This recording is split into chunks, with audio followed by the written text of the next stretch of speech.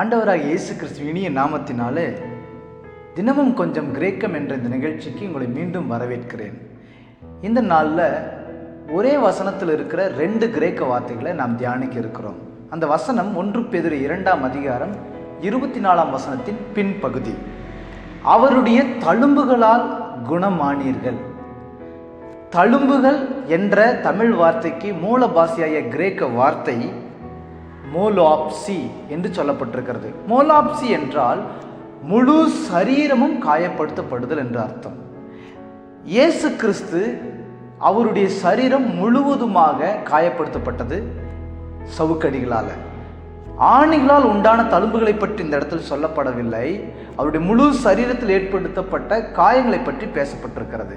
அதாவது இயேசு சிலுவைக்கு போவதற்கு முன்பாக அன்று ராத்திரி அவர் 2 அடி உயரமுள்ள ஒரு பில்லரில் கட்டப்பட்டு, அவருடைய மணிக்கட்டுகள்லாம் கம்பிகளால் கட்டப்பட்டு, அவர் முதுகை காண்பிக்கும்படியாக செய்து கசை அடிகளால் போட்டு அவருடைய சரீரம் பீக்கப்பட்டது. அந்த கசையில் பார்த்தீங்கன்னா அதனுடைய முனையில் உடைந்து போன முட்கள், உடைந்து போன எலும்பு துண்டுகள், உடைந்து போன மெட்டல்ஸ் எல்லாம் இருக்கும். ஒரு அடி அடித்தாலே பல சதையை பீத்து கொண்டு வரும்.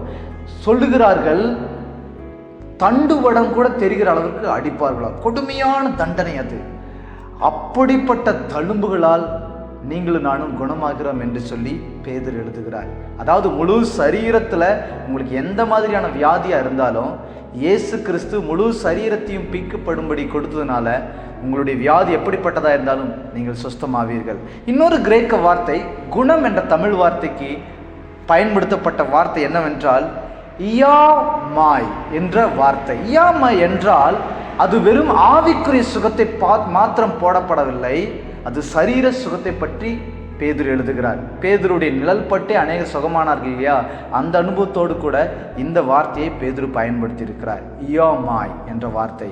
ஆகவே இந்த நாளில் ரட்சிப்பு என்ற ஆவிக்குரிய சுகம் மாத்திரம் அல்ல, உங்களுடைய வியாதி எப்படிப்பட்டதாக இருந்தாலும், சரீர பிரகாரமாக எந்த சூழ்நிலை கடந்து போனாலும் உங்கள் சரீரத்தில் இருக்கிற வியாதியை சுகமாக்க இவருடைய தழும்புகள் போதுமானது. இயேசுவின் தழும்புகள் போதுமானது.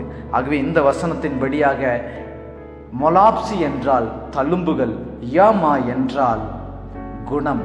ஆகவே இந்த வார்த்தையை தியானித்துக் கொள்வோம். நிச்சயமாக இந்த வசனத்தின்படி ஒருவேளை நீங்கள் வியாதியோடு கடந்து போனீர்கள் என்றால் இந்த வசனத்தின்படி கர்த்தர் உங்களை சுஸ்தமாக்குவாராக.